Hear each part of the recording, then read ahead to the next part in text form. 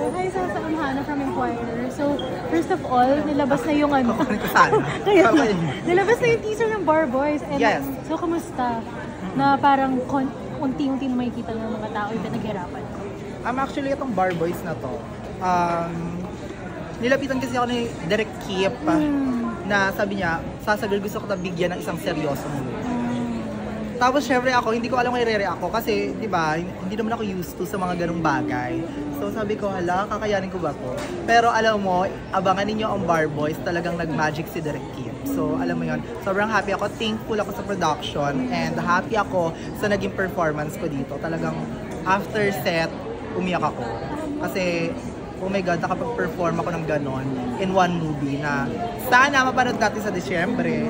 Narinig ko nga, nag-workshops ka ng malala. Malalang workshops, girl. At saka, alam mo, nakakaloka dito kasi hindi naman ako ganun kagaling mag-English. Puro English ang script na binigay sa akin ni Kip. Nakakaloka. Kamusta yung adjustment nun? Gusto na ba? Ako, sabi ko nga naman, I want challenge. And of course, ginagawa ko to for my knock shifts. So, alam mo yon, talagang for me, I'm doing this in behalf of the community. And syempre, para na rin sa aming mga sa aming mga bakla na gusto magkaroon ng space sa movie and film industry. So, konti lang kaming mga queer artists, actors, and actresses. And ayun nga, nakakatulong din yung pagganap ko sa mga ganitong klaseng films para sa aming community. So, I'm very, very happy. Proud na proud ako.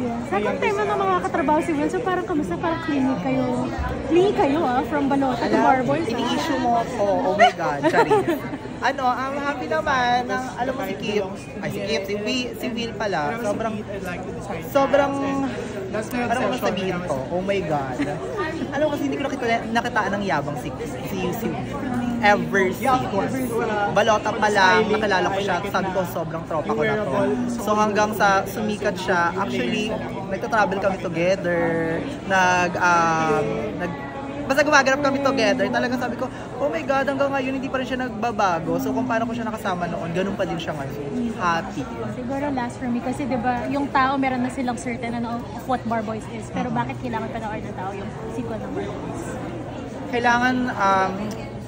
Kailangan natin panoorin yung sequel ng Bar Boys kasi it represents chosen families. It represents the economy right now sa Philippines na everybody, chosen families muna. So, actually, yung character ko, si Trisha. Syempre, ikaw as a transgender person na nag-aaral sa law school, mahihirapan ka talaga maghanap ng community mo kasi masculine culture law school. So you have to choose very wise of your family and of course sa mga kasama mo, natatanggapin ka din. And also, pinapakita dito sa Bar Boys yung economic status natin mga Pilipino. Yung struggles ng pag-achieve ng mga pangarap mo na kahit gaano kahirap. Alam natin, mahirap maging lawyer, mahal maging lawyer. Pero maraming mga taong pinupush pa din yung sarili nila para maging lawyer. So, thank you so much, Sasa. Thank you so much.